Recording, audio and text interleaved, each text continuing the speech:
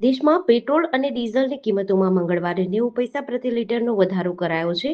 એક સપ્તાહથી પણ ઓછા સમયમાં ઈંધણના ભાવમાં આ બીજો વધારો છે. આ પહેલા ગત 15મી શુક્રવારે જ કિંમતોમાં 3 રૂપિયા પ્રતિ લીટરનો વધારો કરાયો હતો.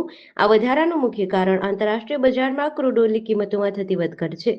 ઈરાન અને અમેરિકા વચ્ચે યુદ્ધ શરૂ થતા પહેલા ક્રૂડ ઓઇલના ભાવ $70 હતા, જે હવે વધીને $100 પ્રતિ બેરલને પાર પહોંચી ગયા છે. ક્રૂડના ભાવ વધવાથી તેલ કંપનીઓ દબાણમાં હતી, તેથી કંપનીઓએ નુકસાન ભરપાઈ કરવા માટે આ પગલું ભર્યું છે. જો ક્રૂડ ઓઇલના ભાવ લાંબા સમય સુધી ઊંચા રહેશે તો પેટ્રોલ ડીઝલના ભાવમાં વધુ વધારો થઈ શકે છે. સુપ્રીમ કોર્ટે મંગળવારે કહ્યું કે ખતરનાક અને બીમાર કૂતરાઓને ઇન્જેક્શન આપીને મારી શકાય છે. માનવ જીવનનું રક્ષણ કરવું ખૂબ જ જરૂરી છે. કોઈ પણ અધિકારી જે નિર્દેશનું ઉલ્લંઘન કરે છે તેના પર અવમાનનો કેસ ચલાવવો જોઈએ. કોર્ટે પણ નોંધ્યું કે રાજસ્થાનના શ્રી ગંગાનગર શહેરમાં એક જ મહિનામાં 1084 કૂતરા કરડવાના કેસ નોંધાયા હતા.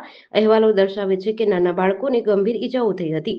તેના ચહેરા પણ ઊંડા ઘા હતા. તમિલનાડુમાં વર્ષના પ્રથમ 4 મહિનામાં લગભગ 2 લાખ કૂતરા કરડવાના કિસ્સા નોંધાયા હતા. નવેમ્બર 2025માં સુપ્રીમ કોર્ટે સ્કૂલો, હોસ્પિટલ, બસ સ્ટેન્ડ અને રેલવે સ્ટેશનો જેવા જાહેર સ્થળોએથી રખડતા કૂતરાઓને હટાવવા માટે નિર્દેશ આપ્યા હતા. કૂતરાઓને શેલ્ટર હોમમાં રાખવા જોઈએ અને તેમને પાછા છોડવા જોઈએ નહીં તેવો નિર્દેશ કર્યો હતો. રસ્તા પર કૂતરાઓને ખવડાવવા પર પ્રતિબંધ લગાવ્યો હતો. આ પછી ડોગ લવર્સ અને એનજીઓએ આ નિર્દેશોને રદ કરવા અરજી કરી હતી. કોર્ટે 29 જાન્યુઆરીએ પોતાનો નિર્ણય અનામત રાખ્યો હતો.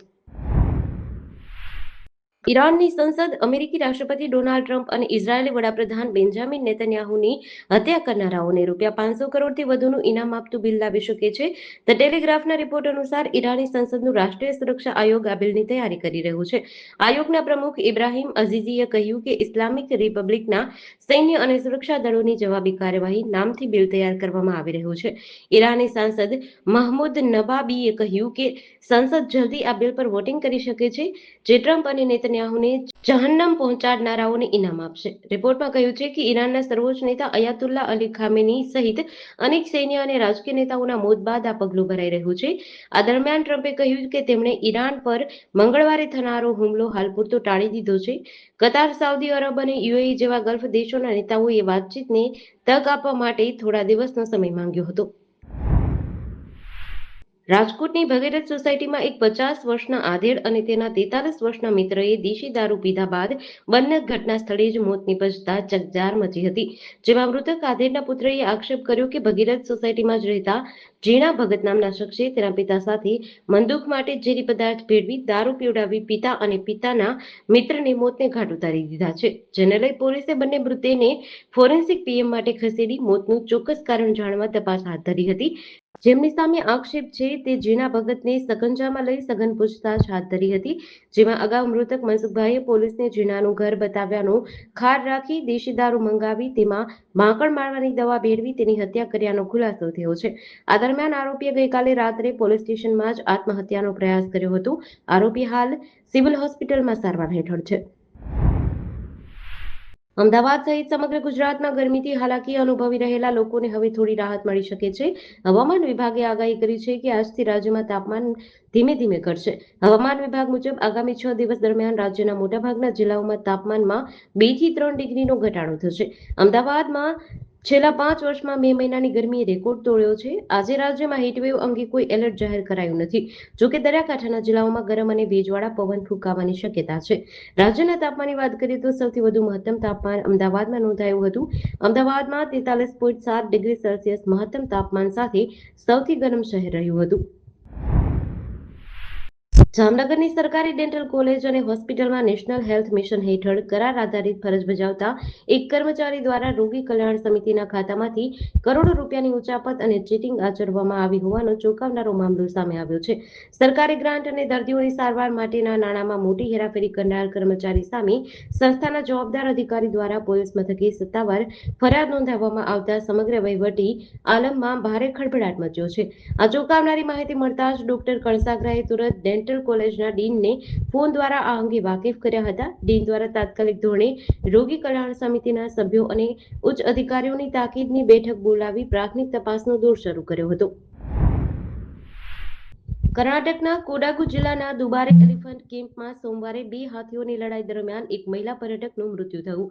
એક હાથી ધક્કો લાગવાથી સંતુલન ગુમાવી બેઠો અને મહિલા ઉપર પડી ગયો. આનાથી મહિલા દબાઈ જવાથી મોત થયું, જ્યારે એક પુરુષ અને તેના ખોળામાં એક બાળક માંડ માંડ બચી શક્યા.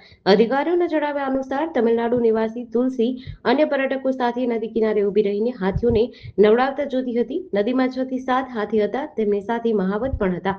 ત્યારે કંજર અને માર્તંડા નામના બે હાથી હિંસક બનીને બેકાબૂ થઈ ગયા. બંને એકબીજા પર હુમલો કરવા લાગ્યા. આ દરમિયાન ચીસાચીસ મચી ગઈ. લોકો આમ તેમ ભાગવા લાગ્યા. ત્યારે ઘટનાનો વિડીયો પણ સામે આવ્યો છે. ઉનાળા દરમિયાન અહીં મોટી સંખ્યામાં પ્રવાસીઓ એકઠા થાય છે. ભાવનગરના મોતી તળાવ ખાર વિસ્તારમાં પેટ્રોલિંગ દરમિયાન મળેલી બાતમીના આધારે એલસીબીની ટીમે ડ્રોન કેમેરાનો ઉપયોગ કરી જાહેરમાં ચાલતા હાથકામના જુગાર પર સફળ દરોડો પાડ્યો છે. આ ઓપરેશન દરમિયાન પોલીસે ગંજીપત્તાના પાના વડે પૈસાની હારજીતનો જુગાર રમતા 6 શખ્સોને રોકડ રકમ અને મોબાઈલ સહિત કુલ રૂપિયા 36,700ના મુદ્દામાલ સાથે રંગે હાથ ઝડપી લીધા હતા. પકડાયેલા તમામ આરોપીઓ સામે જુગાર ધારા હેઠળ ગુનો નોંધી આગળની તપાસ હાથ ધરવા માટે બોર તળાવ પોલીસ મથકને આ તપાસ સોંપાઈ છે. ત્યારે એલસીબી સ્ટાફ જ્યારે ભાવનગર સિટી વિસ્તારમાં પેટ્રોલિંગમાં હતું ત્યારે ચોક્કસ બાતમી મળી હતી કે આ વિસ્તારમાં લોકો જુગાર રમી રહ્યા છે અને રમાડી રહ્યા છે, જેના આધારે ક્રાઇમ બ્રાન્ચે દરોડો પાડ્યો હતો. સુરત સચિન વિસ્તારમાં આવેલા જૂના સ્લમ બોર્ડમાં ગત 16 મે 2026ના રોજ પાનનો ગલ્લો ચલાવતા વેપારી અને તેના ભાઈ પર તીક્ષ્ણ હથિયારોથી જીવલેણ હુમલો કરી લૂંટ ચલાવવામાં આવી હતી. જોકે સચિન પોલીસે આ લૂંટ અને જીવલેણ હુમલાને અંજામ આપનારા 4 વખત પાસા હેઠળ જેલ પ્રવાસ ખેડી ચૂકેલા રાકેશ ઉર્ફે રાકિયા સહિત 4 લૂંટારાઓની ધરપકડ કરી છે. ગત તારીખ 16 મે 2026ના રોજ બપોરે આશરે 3 વાગ્યાના અરસામાં સચિન વિસ્તારના જૂના સ્લમ બોર્ડમાં આવેલા હનુમાનજી મંદિરની પાછળ જાહેર રોડ પર આ હિંસક ઘટના બની હતી. ત્યાં પાનનો ગલ્લો ચલાવતા વેપારીઓ અને તેમના ભાઈ પર અચાનક તીક્ષ્ણ હથિયારો સાથે ઘસી આવેલા શખ્સોએ હુમલો કર્યો હતો. આરોપીઓએ છરો, ચપ્પુ અને પાવડા જેવા ઘાતક હથિયારો વડે બંને ભાઈઓ પર તૂટી પડ્યા હતા. આ હિચકારા હુમલામાં ફરિયાદી અને તેના ભાઈને માથા તેમજ કમરના ભાગે ગંભીર અને જીવલેણ ઈજાઓ થઈ હતી. હુમલો કર્યા બાદ લૂંટારાઓ વેપારી પાસેથી આશરે 7,000થી 8,000ની રોકડ રકમ લૂંટીને ઘટના સ્થળેથી નાસી છૂટ્યા હતા. સુરેન્દ્રનગર જિલ્લાની 4 નગરપાલિકાઓ પાટડી, ચોટીલા, ધ્રાંગધ્રા અને લીંબડીમાં પ્રમુખ, ઉપપ્રમુખ અને કારોબારી ચેરમેન સહિતના પદાધિકારીઓની આજે જાહેરાત કરવામાં આવી હતી. આ જાહેરાત સ્થાનિક રાજકારણમાં મહત્વપૂર્ણ માનવામાં આવે છે. તાજેતરમાં યોજાયેલી ચૂંટણીમાં પાટડી નગરપાલિકાની 6 વોર્ડની કુલ 24 બેઠકોમાંથી 18 બેઠકો ભાજપ દ્વારા બિનહરીફ જીતી લીધી હતી. બાકીની 6 બેઠકો પર ભાજપે વિજય મેળવતા તમામ 24 બેઠકો પર ભગવો લહેરાયો હતો. આજની બેઠકમાં પાટડી નગરપાલિકાના પ્રમુખ તરીકે હિતેશભાઈ સોમનાથભાઈ રાવલ, ઉપપ્રમુખ તરીકે મંજુબેન અજમલભાઈ ઠાકોર, કારોબારી ચેરમેન તરીકે રઘુભાઈ સાવધરિયા, દંડક તરીકે ભરતકુમાર છોટાલાલ પ્રજાપતિ અને શાસક પક્ષના નેતા તરીકે રાજુભાઈ વીરશીભાઈ જીંજવાડિયાની સર્વાનુમતે વરણી કરાઈ હતી. ધ્રાંગધ્રા નગરપાલિકાના પ્રમુખ તરીકે દામિનીબેન ગોવાણી, ઉપપ્રમુખ તરીકે સહદેવસિંહ જાડેજા અને કારોબારી ચેરમેન તરીકે પ્રવીણભાઈ રબારીની સર્વાનુમતે વરણી કરવામાં આવી હતી.